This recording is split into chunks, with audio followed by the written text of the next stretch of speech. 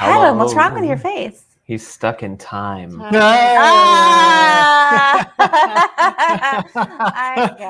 I read a book called How to Stop Time and learned how to stop time. Yeah, didn't know it was a how-to. They haven't taught us yet. No, they haven't. But we've learned one way to stop time. For the bit, hey.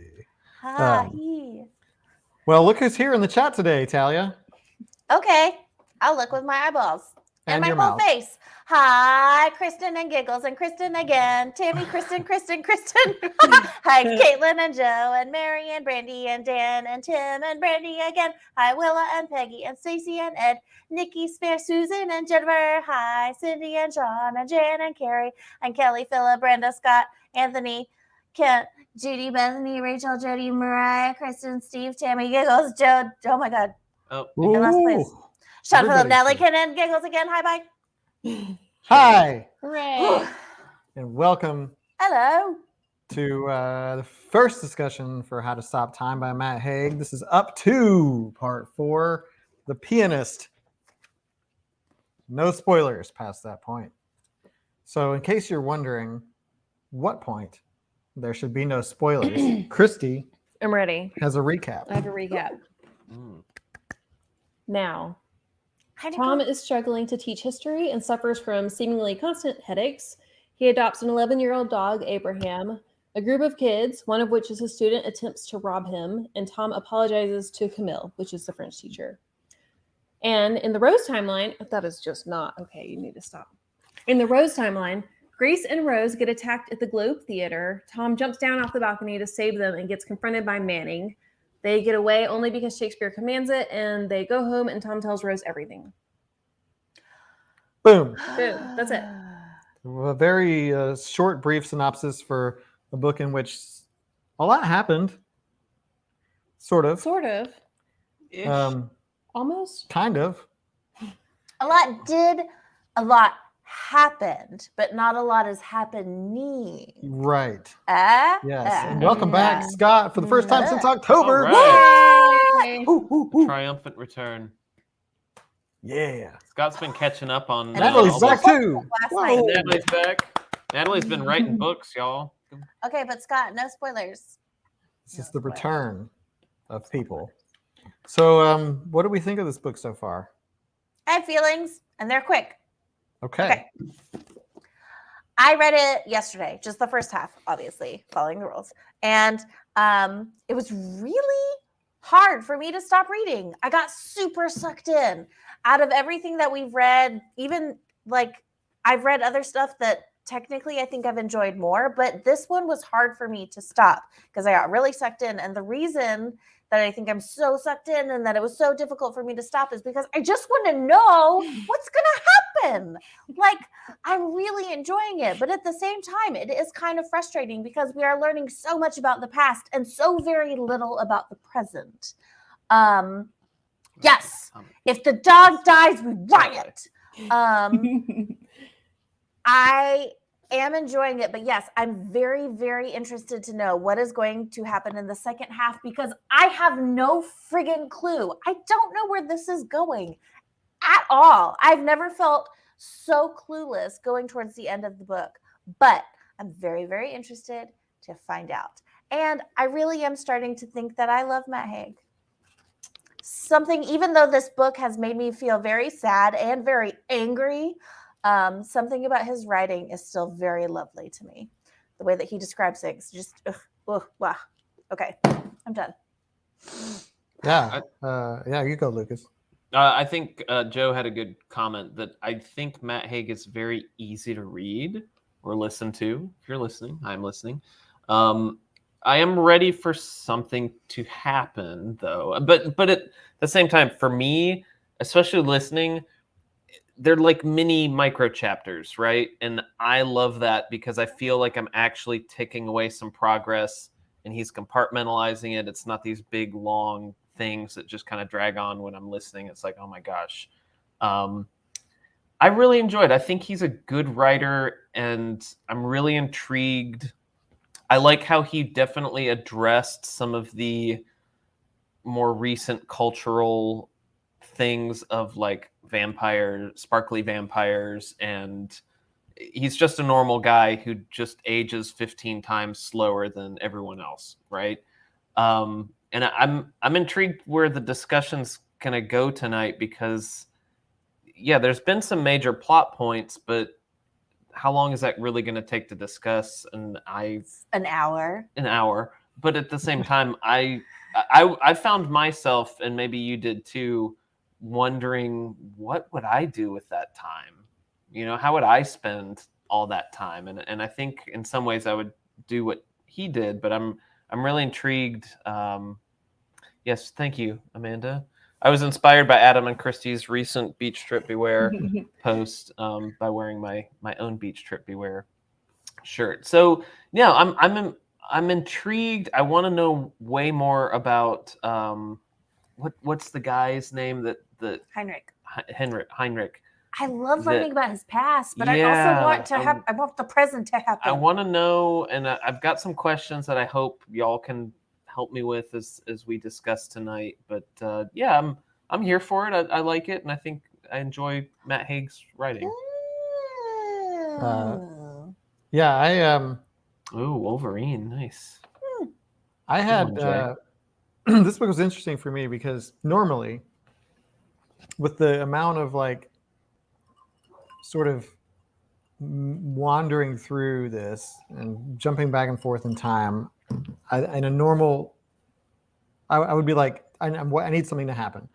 But in this book, like, I don't really mind, like, the way that he writes and the way that like the story is told and the way that he so eloquently conveys emotions associated with something I will never experience in my life is captivating. Like, I'm, you know, I didn't have like a really hard time stopping at the stopping point because it was yesterday, and I was like, I made it, thank God.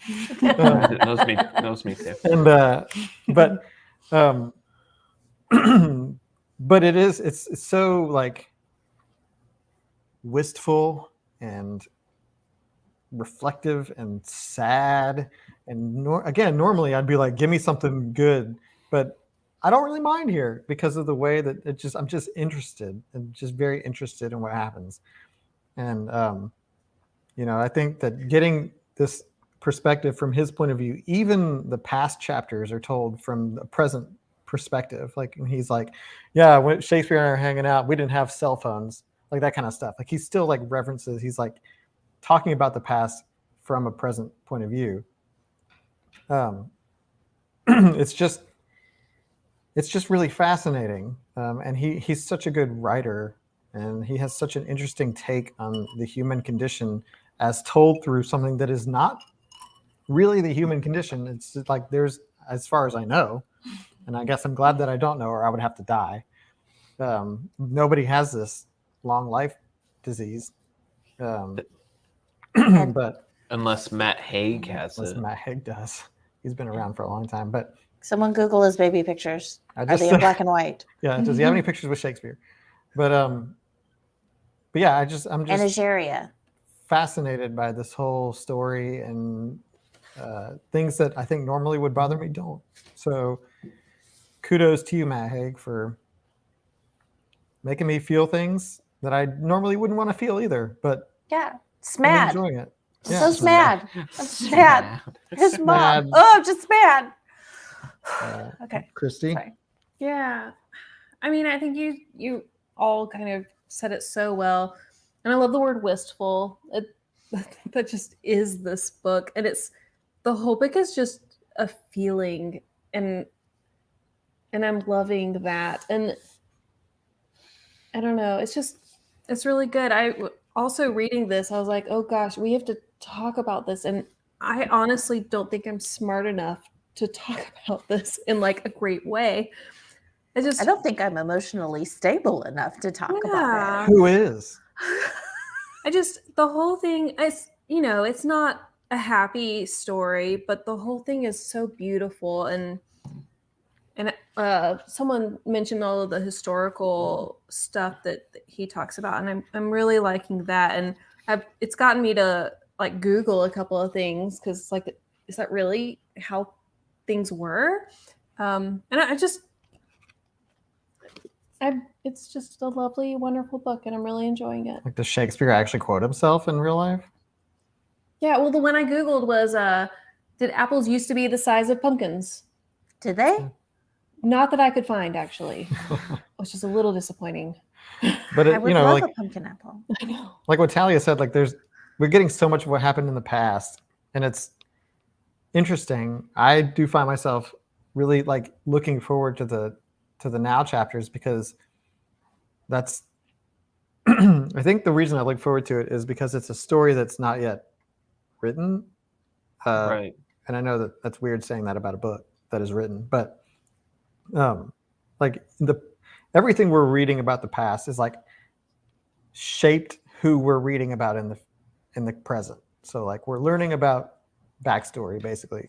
When we're reading the present, anything could happen. Like something could change him in a way that we don't expect. So like you get the good backstory as told by the person from the present, but then you get the present. Yeah, the dog is thirsty on the clock.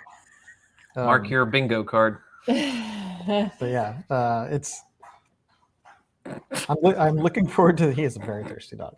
I'm looking forward to the second half, with the hopes that we do sort of flip flop and we go from like less past to more present.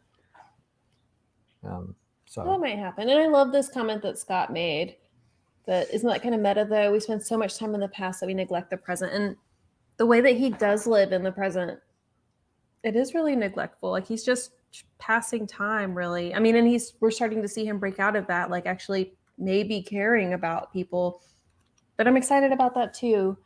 Yeah, and get your bingo cards out, because this theme of being stuck in the past has been explored in many things that we've seen recently, including Star Trek Picard, second season of Star Trek Picard, which is garbage, by the way. Wesley's coming back. Adam. He already came. It was stupid. It was so Did he? stupid. Wesley. I saw it. It was dumb. I hate that show. Anyway, so and in Star Trek, like it's exploring the concept of like being trapped by something that happened to you, being stuck in the past and unable to sort of move forward. Oh yeah, Picard.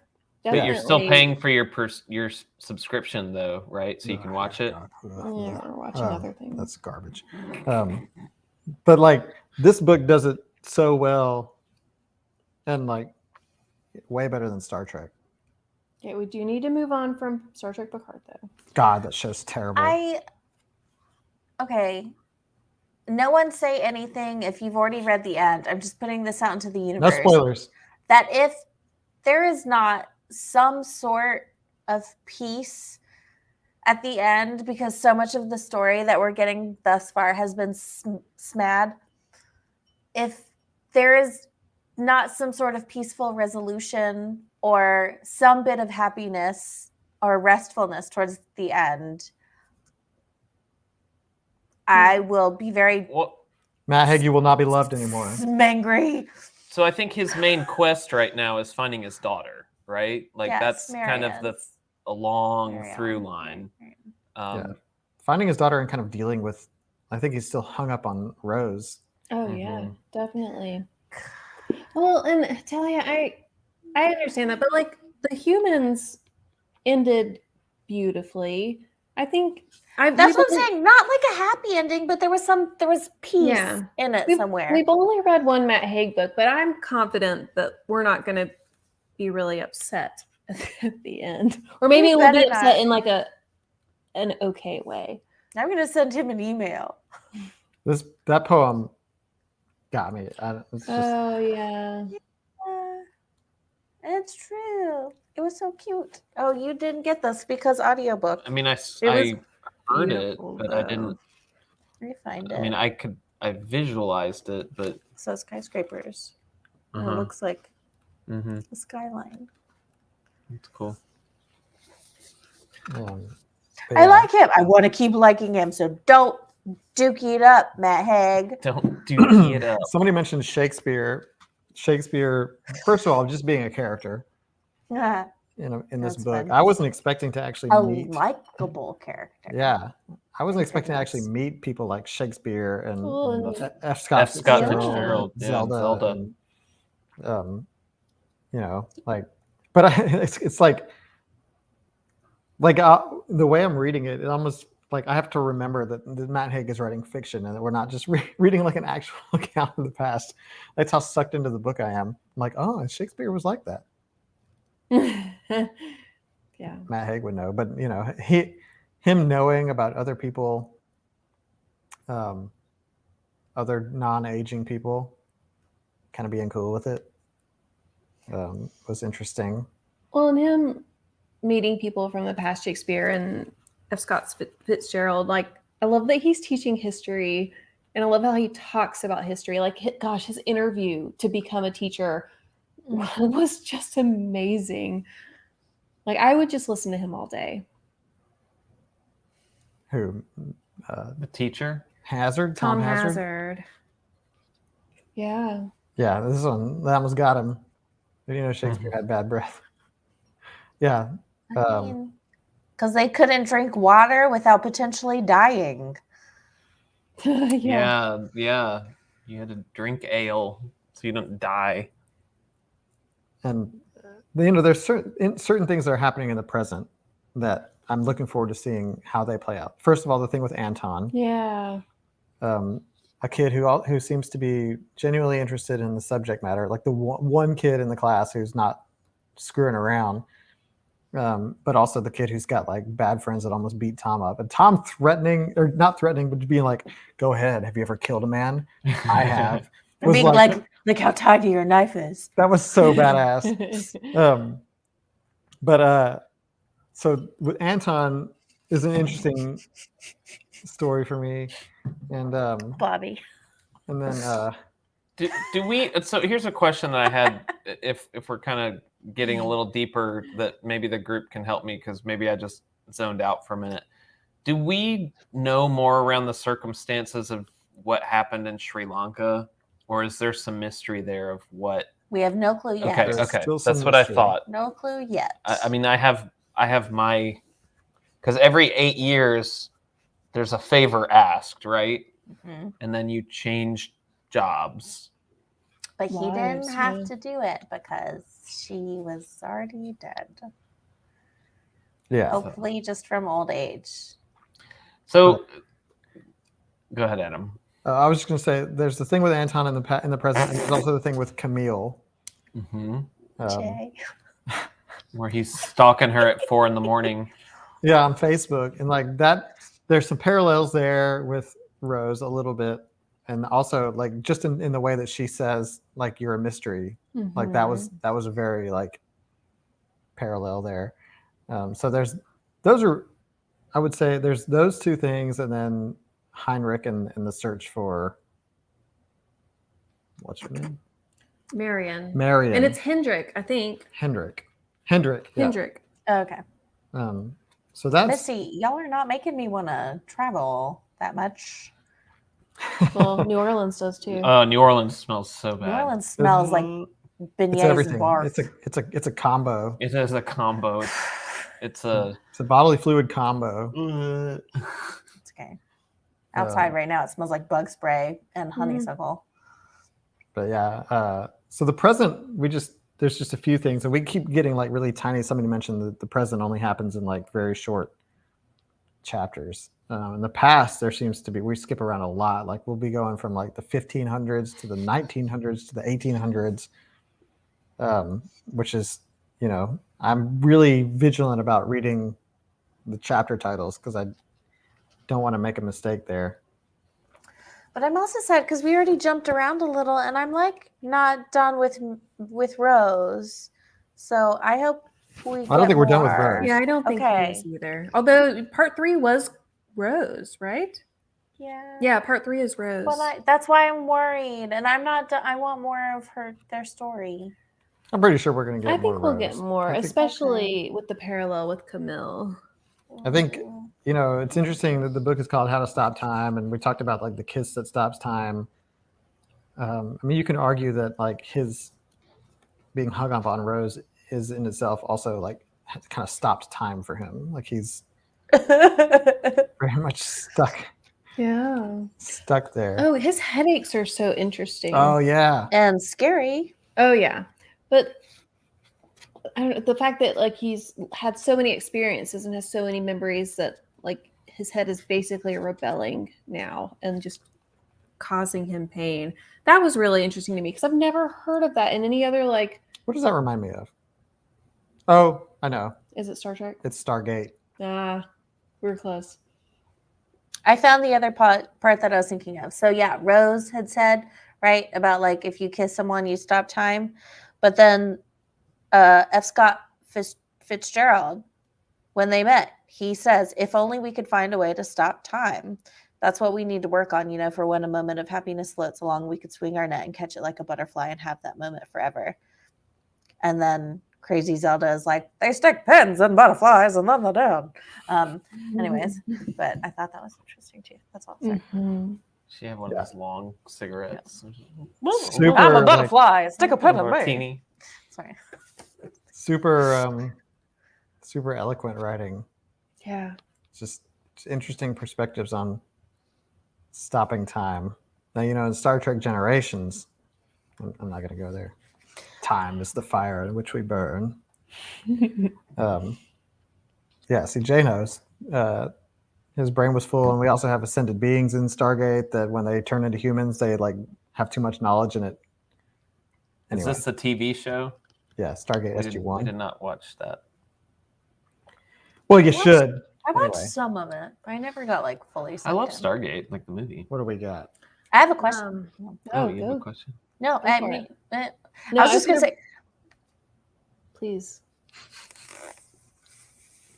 I was just gonna say, well, this is not like pertaining to the book. This is an audience participation question, so it can wait. Hey, no, go No, for it's fine. Go for it. I was just gonna quote Zelda, her drunk question. Scott says Zelda's drunk question that she asks everybody is, "What are you scared of?" It's a good drunk question. Right?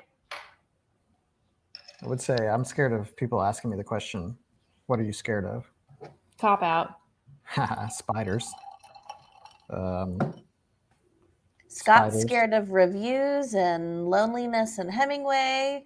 Zelda's scared of bedtime and housekeeping and all the things you have housemaids for. Scared of putting things in and taking out of the oven. What else am I scared of? What are y'all scared of? Loneliness. Yeah, I think everyone could. Uncertainty, snakes, Limbo. limbo. I'm scared of spiders and the dark and of anything ever happening to my kids. Yeah, Yeah. And roaches. Failure. See, this is cathartic. This is Dying alone. This is All good. right, that's a good way to bring it down. put it out there. Put it out What? there. No, it's therapeutic to be able to talk about It's these therapeutic. things. Doing laundry. Yeah. Well, I don't think anybody here is alone in their fear. I think people share all of these fears. So stopping time. I'm sure some of you are scared that you're not going to finish your backlog of books in your lifetime, which if you had Tom's issue, then you'd be fine. No, because they're just more. Now you've been alive for hundreds Missy of wins. years. It's flying roaches. Jesus. Hundreds of That's years. right. So proud of you for facing your fear, Tim. No, can you imagine how long your TBR stack would be if you were alive for hundreds of years? Yeah. Oh my god. Or So, would you run out? Christy, did you have any other group questions? Oh, yeah. Well, the question I had was like this book made me Google a couple of things. And I mentioned the apples being the size of pumpkins. Did anybody else Google something? And what was it? And what did you find? Oh, and by the way, if you search for Google's or apples being the size of pumpkins, there's some really great lists of like with pictures of fruits, vegetables that like have changed like drastically. And watermelon was fascinating. Corn was super cool. I definitely suggest y'all checking it out. It's really Interesting. neat. Mm-hmm. I'm not scared of zombies, Dan, because they're not real. I just don't like them. Cannibalism. They're Just real. like I also don't like raw onions. I'm not scared of them. Just don't like it. I did not Google anything, but had I Googled some things, I always like to Google locations just because I'm a very visual, like if I see a map, Joe? I can probably navigate it because I have a weird sense of direction. So I like to visualize where I actually physically am. But I think I would have Googled some of the actors that he was mentioning to see, you know, just in that troupe of the band of actors, what was it? The Lord Chamberlain. Lord Chamberlain's men or whatever. I think I would have Googled that to see if there were any other depictions of some of those actors, just to have a visual reference of a historic figure. I had to take a picture of the back-to-back comments of zombies are in the dark, of course, and bananas have really changed too. What a lovely pair of How have bananas changed? conversation. Bananas were on that list with photos. That's really cool. Like they're like this size, but they're like thick and starchy looking. I don't know. Rachel, raw onions are real. They're real. I just don't want to eat one. I wanted to go do a deep dive on William Shakespeare. Like, I know he's like super well known and stuff, but like I wanted to go down like the Wikipedia or whatever, like deep dive of just like his life and like, because like we're getting an account of what he was just like as a dude, and like it made me interested to know just more about like him. Bruh. And I haven't, bruh.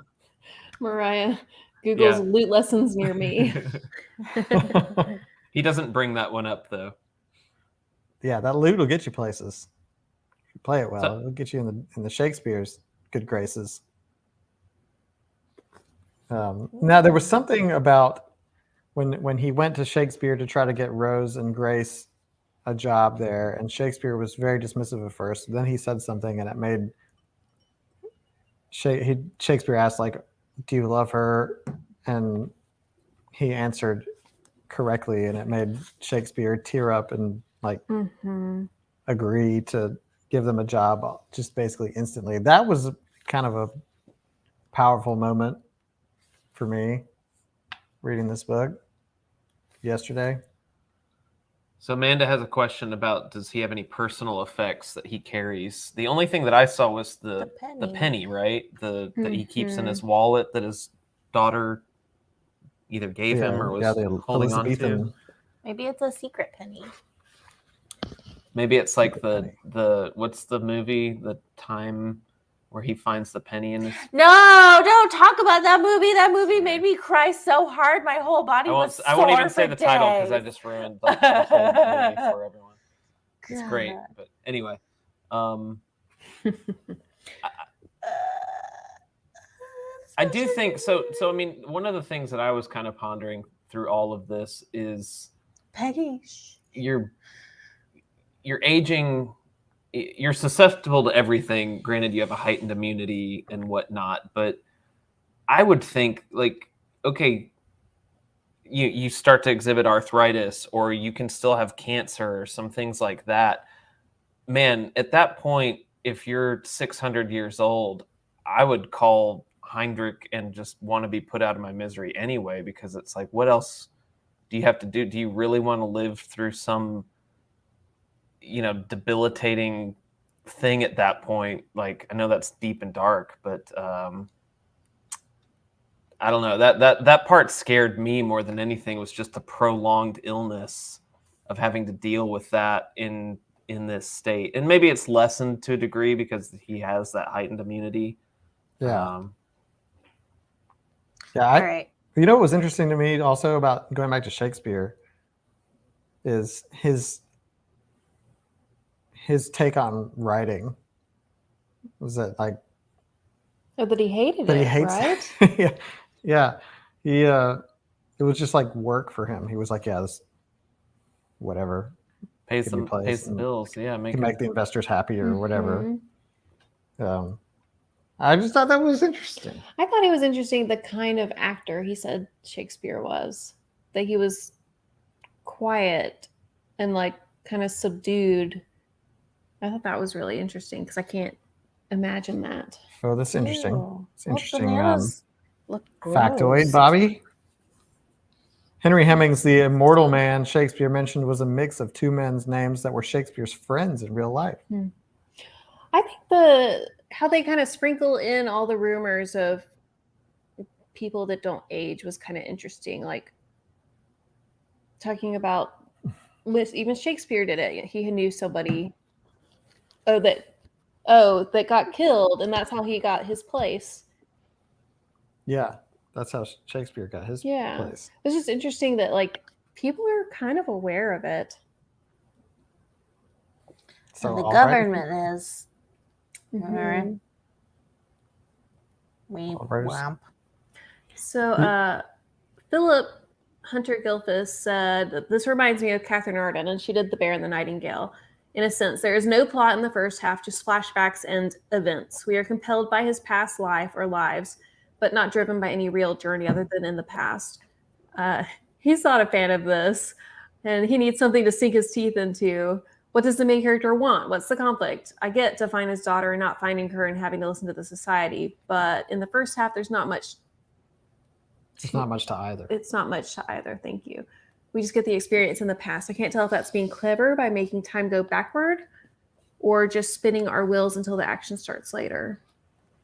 It's an interesting take. Yeah. It is hard to kind of sink your teeth into this book that doesn't have much of a plot. Yeah. An overarching plot, that is. It's got little plot pieces, but on the whole, not not much of an overarching plot. I just remembered sort of when this book kind of slapped me in the face for the first time was when his mom died. I don't want to talk about it. Yeah, that was awful. Good. That happened. All right. Next discussion point. Witch trials. There's a witch. It was Oh my god. Murder. What's his name? Manning? Manning. Yeah, Manning. William Manning. I hope he gets If it. karma doesn't catch up with that meaty hand mother effer, I will lose my mind. I hate him. I have a list of all the characters, and next to him I put the asshole. Yes. What a monster, doo-doo face, murdering, lying, gross, wonderful villain. But, and I feel like we've him. all heard like the witch trials where the trial is so unfair. Like the only way to prove your innocence is to die. And like I've heard of that, but it was horrifying to actually read. And the guilt that he carries with him after that, like for all of time, pretty much, that like the reason she was labeled a witch is because she had a son that didn't age all of a sudden. Yeah. And that's where Matt Haig's beautiful ability to describe stuff, especially imagery, really haunts and hurts, because I pictured it so well, the things that he described about like the silhouette of her hair, like up in the air of the blue sky. This is not a good time for you to laugh. I'm laughing at Steven. It's his fault. Like it's just, it hurt. It was hard. And I hate him, and I hate him, and it makes me so mad. Yeah, he needs a dagger to the throat or something good. No, something good slow. Shakespearean. Yeah, we'll turn it. Like drowned in manure, says Bobby. Is a drowning pool 4 hours north of that's still called that? I don't like that. No. What? This just proves that men through history are all poo-poo faces. No, not all men. Poo-poo faces. You literally just said not all men. Yeah. Hampton is saying that her death was proving innocence was her final act of witchcraft. Yeah. Yeah, there was some evilness happening in the beginning. It's so messed up. Of this book. I mean, Tom's had a very long life, but it has not been a pleasant one. Well, at that point, he was only 16, right? 16 going on forever. He was 18. He was 18 and he looked 13 or 14. That was the thing. Because then he lied and told Rose, he split the difference and said he was 16. but he looked like 13 or 14 because that's about the point in puberty where, he stopped. Well, and it sounds like appearing to age. he left Rose and Marion before he realized Marion was like him. Oh, it did. So I mean, but at any point, so that just means he left before she was 11. Yeah. I mean, that's a huge span of time. Yeah, she hasn't even been born yet Yeah. in the past. Even though we did go to the 1920s for a minute to hang out with F. Scott Fitzgerald. Which Right? was really random. Yeah. It was kind of random. I'm wondering if that's going to tie in somehow at some point. I sure hope it does. Can't be leaving us with loose ends, Matt. Well, it was Haig. because Camille was reading an F. Scott Fitzgerald book. So I mean, that's why that flashback happened. But yeah, I think if nothing else, it was just to show how interwoven through so much time. Because he even talks about how it was a chance meeting and that they like invited him to like, basically they alluded to he could join their party that night. And he decided, I'm not going to be a part of history tonight. And he knew that it was someone famous and he just didn't go with them. Yeah. So this Albatross Society is that we get, just a few glimpses of. And Heinrich is the leader of the Albatross Society. And the Albatross Albas. Society exists. I'm just trying to get it right. To protect the Albas by hiding their existence and like covering everything up and like making sure they move around. And if they are found out, that person is killed by the society, for the reason being that if it ever became public knowledge, they would just be lab rats. Is that what? Pretty much. Yeah. Is that right? Yeah, I think so. That sounds right. I mean, and honestly, they're not wrong. If they are found out, they are going to be put in a lab and just tested. They already forever. have been, Mhm. according to him. That's why he's doing this. Yeah. So it's a very strict code of conduct. You're not allowed to fall in love. You're not allowed to make personal connections, which is a really hard ask of somebody who's around for a long time. Or just anybody. That's a terrible ask for anybody. That's true. But for those who have to be around for centuries. Yeah. Mm-hmm. Centuries. Yeah. I got it wrong. Yeah, like you're going to live for 900 years, basically. That's a long time. That's a long time. That's a long time. So the Albatross Society, was that started before he was born? Because he wasn't introduced to the Albatross Society until after a minute, like After Rose. after Rose. Yeah. Even though he was already aware that he couldn't tell her Yeah. for some reason, Well, look Because- what happened to his mom. because he knew people would die. Yeah. But he wasn't aware that there was an actual society that existed to kill people who knew, No, he didn't know that. unless he was a blacksmith when she found him. unless Manning is part of the Albatross Society, and the witch trial was a way of killing the one person who knew No. that You're reaching. he was. Am I? Yeah. Yeah, no, yeah. Because Heinrich even talks about, he's like, you'll be in this society long after I'm gone, because he's so very old. Mm-hmm. Super old. What are you looking up? But then he was saying that he found like 75 more albas like just this past year. So I mean, I wonder how many people there internet, actually maybe. are. So it looks like 1891 is when he was going Recruited. to America. Yeah, that's when because he went to the doctor The doctor named Dick. like 30 years Dr. later. Hutchinson, and Hutchinson wrote the paper Mm-hmm. or was Yeah, 'cause working on the paper. Yeah. Because he spilled the beans. You don't spill the beans, my man. I did feel bad for what's his name, Hutchinson. Yeah. And the patience Tom showed, like waiting 30 years before he went back, that was pretty fun though. Yeah. It really was.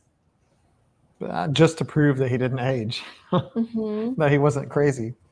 I think it's unfortunate that the doctor, though, died in a similar way to his mom. And it's like the people who know keep showing up in the water. No, Water I didn't scenarios. even make that connection. But he was, what the deal was that he was like already an old man. They were like, Yeah. whatever. He was close to death anyway. Well, I mean, they call them mayflies. I really don't think they care about them no matter what age they're at. Yeah, mayflies. Jeez. Is there a sense of superiority here among the Albas? They Definitely. Excuse me. like a godlike superiority. Definitely. I mean, that whole question about like when he went to America and he was like, we need to know where your moralities lie. And he's like, why? Do you want to know if I'm a good person? We're like, no. Basically, if you're going to be one of us, we need to know that you're capable of putting all of your morals aside. Like, apparently, if you want to live for 1,000 years, you got to be sketchy and like willing to like mayflies. Yeah, you have to be willing to kill or to be okay with people dying as a result of you. I know someone mentioned it earlier. That's a reference I get. But it is kind of mind-blowing that he's still just kind of like living check to check. He doesn't have any long-built wealth at this point. I mean, that he could. He could, but I know. But at the same time, it's kind of like he could do something, man. Well, Heinrich has wealth. Well, yeah, sure. Yeah. He's the one that controls it all. He's the leader and the banker. It's an interesting contrast between Heinrich and Tom, because Heinrich is the kind of guy that you would automatically assume like, oh, if I could live a long time, that's what I would do, because I would amass this big amount of wealth. I wouldn't care about anything. It'd just be like, yeah, whatever.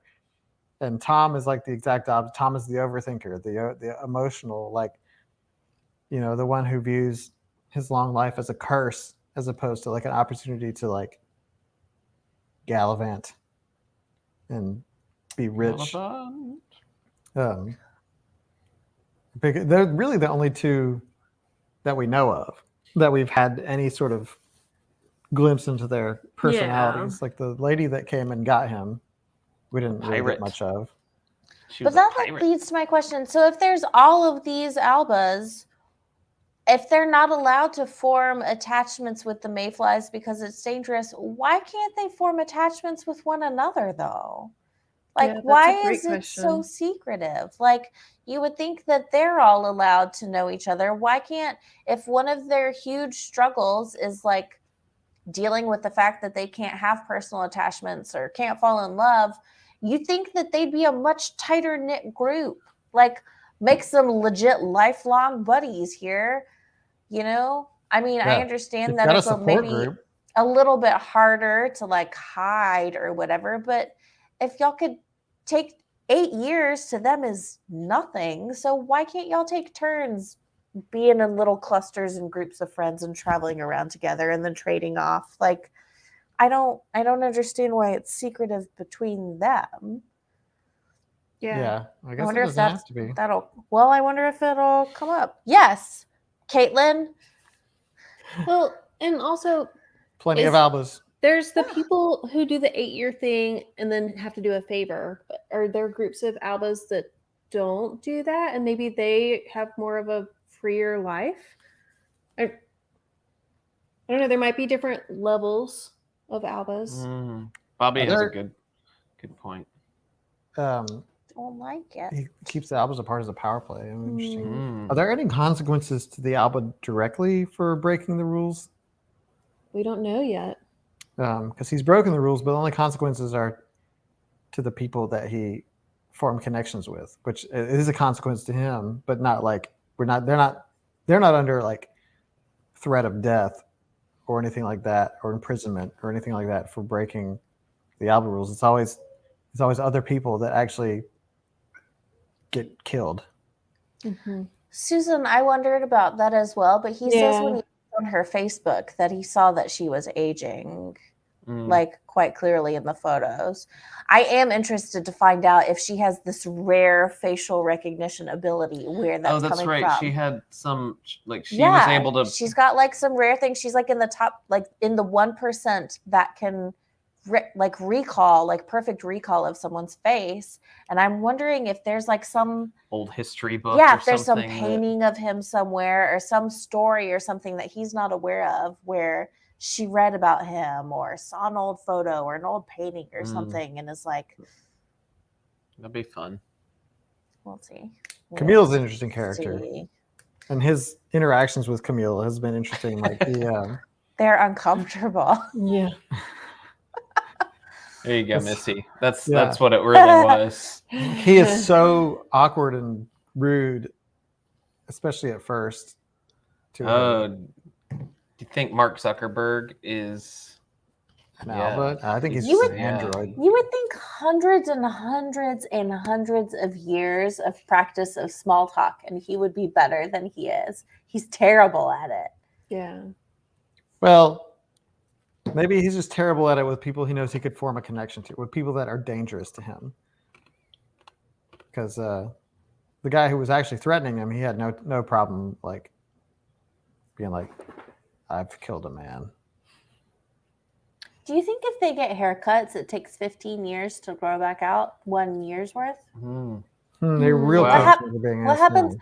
What happens when they cut their fingernails? Oh, I mean, that is a really good point, because he just got his second gray hair, he said. So like if I don't know. the reason their immune system's so strong is because they're exposed and like everything slows down. So obviously their cells don't get infected at a normal rate, which is probably why their immune system's so strong, is because their body just, it doesn't Does he happen. go to the bathroom less? So then like what happens? Well, he says it's very hard for him to get drunk. So he works hard at that. He's Captain But, like, America. What happens to your hair and your fingernails? And yeah, if like tooth decay takes like a super long time, like what? Like if you get a paper cut, does it take a really long time to heal? Speaking of teeth, this is a side tangent, but he mentioned something Love about teeth. women The sugar. artificially blackening their teeth as That a was sign one of of the things wealth.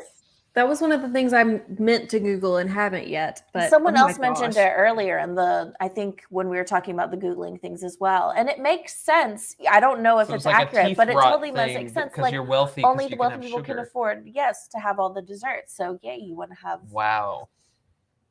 Black I mean- teeth. How times have changed. Well, he even mentioned that. He was like, now we have teeth whiteners. Mhm. It's the same thing. Or like, yes, because they all wanted to have very fair skin because it meant you were inside. You weren't outside farming. And now we have sunless tanner. Yeah, So and like being a plump person was Yeah, so high society affluence, because yeah. I am something high you can society. afford to eat. Can afford all of the pasta. I did think it was interesting how he was talking about like everything comes back. Mm-hmm. It's just really circular. And Here come those black teeth. yeah, and when Ready.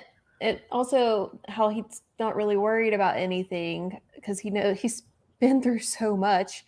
He knows that he'll get through it too. But like, how many times has he been mugged, right? And like seen it even worse. Like I would much probably way scarier getting mugged in the 1600s than it is in present day. I'm not gonna lie. I really thought that all of a sudden he was gonna just like judo chop the kid to the ground. Because it'd be like, if you've been alive that long, if you learned how to play every single instrument and you can speak multiple languages, why haven't you also learned taekwondo? Like, So Judy chopped know, him. I would have, She Judy chopped him. You like, know I who- would have learned all of those things. Yeah. You know who we haven't talked about at all? Abraham. The dog. Father Abraham. That is, oh my God. That's the one thing I did Google. Okay, I forgot. I did Google because when I pictured Akita at first, and I was like, well, he talks about how it was gray with blue eyes. And I was like, I thought Akitas had brown eyes. And so I Googled dogs. Out of all the history lessons in this book, the only thing I Googled was dogs. I Still Googled counts. Akita with blue eyes. Most of them have brown eyes. I love the connection he has with that dog. And he adopted an 11-year-old dog, and that's just so sweet. He's Akita. And I love how he interacts with the dog. He's like, he came home and his couch was like gnawed off, like the arm of the couch was completely He's like- chewed up. He's like, this is just who he is. You know, Yeah. and he was so accepting. We have a dog like that. Not anymore. He's better. Look at him. He's better now. Look at I him. thought you were like, snuggling not with his anymore. We alligator. traded Look him for at this dog. Is he under the blanket? No, he wishes he was. Snuggling with Why his don't little put him alligator. under the blanket? Poor He's dog. too far Look away. at his We'll get nose- him later. Nose Don't in the worry. corner. Were they hiding any treats this week? Poor No. Christy. No. Poor Christy had her birthday cake like hidden and like eaten No, by okay. the dog. Sorry. had- sorry. The leftover birthday cake and then a tin of cookies on top. And so he got both of those off the counter while we were away. He ate a quarter of the cake and then he hid all of the cookies in 5 different places around our house. And 2 of those places Adam didn't find until the next morning. And we're talking like couch corners. I have a Papazon chair. He like hid it in there and he hid them like in a corner underneath some stuff. He went upstairs and hid That's- cookies in the corner of the To room. me, that's smart. That's really smart. Right? I would Not also smart. hide my snacks for later if I was having to sneak treats and be like, I'm just gonna put this in my put this underneath my jacket. He's a That's brat, what but he's a I very cute brat. Yeah, this dog Yeah. Yeah. with his nose in the corner of Bailey. this. Bailey. Bailey. Oh. He's like, This just worked so the hard. Damn like, blanket on me yes. already. He's just there. Yeah. He's an idiot. He's the best. Anyway, what were we talking about? Dogs. Oh, yeah. Abraham. Abraham. Yeah. But this not is sick this. 'cause he's Somebody mentioned that old.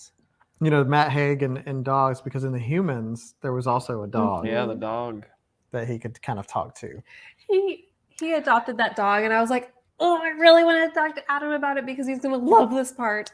And then it took him like 3 days to get there. Well, you were reading it, I know, but still. but you. Oh. He's a puppy. This is a great focus. Focus. There's a Focus. blah, There it is. there it is. That's a gray Akita with blue eyes.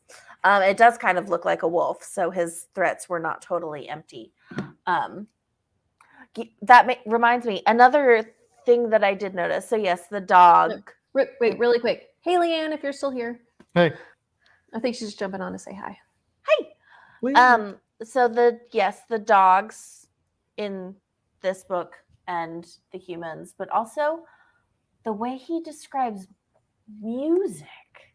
How powerful and moving music is. The fact that going to see Tchaikovsky Yeah. live, like in New York, how he hadn't felt anything for hundreds of years, and then getting to experience that is what finally gave him faith again, that he could feel something. Mm-hmm. And I was like, that makes me want to go listen. To Tchaikovsky. Yeah. It's actually a Put on good, that 1812 overture. good segue. Scott in the discussion topics post said, we've discussed multiple books by other authors before, but I was surprised how this book was different in many aspects from The Humans. Was anyone else surprised or have an adjustment period at first? Yes. Because it's the same author, I was automatically making comparisons to the humans. And there aren't any. Like, it's just a completely different book. Yeah. I think he writes real life pretty well. Yeah. I think that's the through line for me is that he finds those little moments that seem maybe a little insignificant, but they kind of become little powerful moments. And like Talia said, you're able to his visualization and everything. So I didn't really think about it too much because not that I've forgotten The Humans. I enjoyed it, but I don't know. I feel like it's just kind of totally different. I think he's a really good study and analyzer of the human condition, and the way he can turn those thoughts around into a character with a story is very impressive. Yeah. So Bethany replied to him and said, I noticed the differences for sure, but I was struck by the similarities too. The art, philosophy, the fact that the narrator is not a normal human, all those elements. It makes me think about what Haig values and what messages his books have in common. Oh, yeah. That's a good point.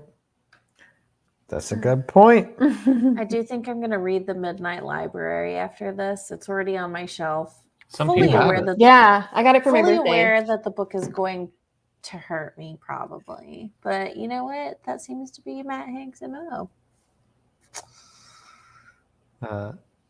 Yeah, not everything can be guards. Although I think it's a lovely mix to go from one to the other. No, it's a good good transition. Read quite a few of his books now, and he does a fantastic job of throwing in moments that feel so real and raw they really make you stop and think. Oh my Yeah, god. now people are really recommending The Midnight Library. Oh, good. So, and I've heard good things about it. Yeah, I've heard good things too. So maybe that'll come up in another poll sometime when we decide to do a third It's chance not- author book. Not anytime soon, so y'all should just go ahead and read it. Well, It's right- speaking of it's right polls, there. though, Oh yeah, we do got this some is a news. good. We do got some We're- news. We're 3 Hey, minutes. what segue? Segue. In a landslide, Yeah, this was not a it was contest. not close at all for like the first time in a while. I feel like I know y'all were jonesing This, for some. it's Infinity Welcomes Careful Drivers by Grant Naylor, which is Red Dwarf. Yes. And we have a PSA. We do. Apparently, they're not really printing these anymore, at least here. So you can't get a new version on Amazon without spending like $50 or so. Don't do that. It's not But worth it. you have some options. You can get them used on Amazon for a reasonable price. There's also what Talia, you mentioned a couple of places. Yes. Okay. So great places to get this book used because I had to Google it. So you can actually get used copies on Amazon. There is also an omnibus on Amazon where it's 2 books and this one's included. I think it's like $21. You can do that if you want to pay for shipping.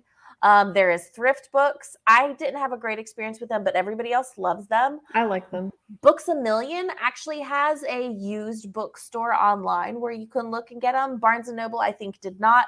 You Second can and call your Charles, local probably, Second and Charles yeah. if you have one, not ours. Don't call the one in Hoover, Alabama. I already called them and they didn't have it. The Audible book Yep, is just got it on available, so Audible. you can get that. So there are other options. It's a little bit different eBay. this Did we month. say eBay? Yeah. Yes, check eBay. But I And think everyone, a used copy is going to be your best bet. Yeah. And I don't think there's an ebook available for this book. If there Not that I could is, find. post in the Facebook group because I'm sure a lot of people would be interested. And Thrift Books, if you're wondering, is a website. It's great. You're going to spend a lot of money there. Oh, wow. But yeah, Infinity welcomes careful drivers. Infinity welcomes careful drivers. What did you just say? By Grant. This is the first book in the Red Dwarf series. We're going back to comedy. That's what it sounds like. We got a nice little heartfelt, wistful, sad, smad book, and And now it's in space. we're heartfelt. Now we're going to comedy in space. No, this is good because I have a feeling this book's going to make me cry at least a couple more times. So I'll be happy to laugh in space after this. This is totally ignorant, and I think I know the answer, but I'm assuming this is what inspired the TV show Red Dwarf. Yes. Yeah. Yes.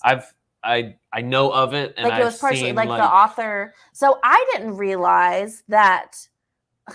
Oh, Tammy Okay. says there is an ebook on Kindle. I didn't realize Totally that. missed that. Sorry, Talia, what?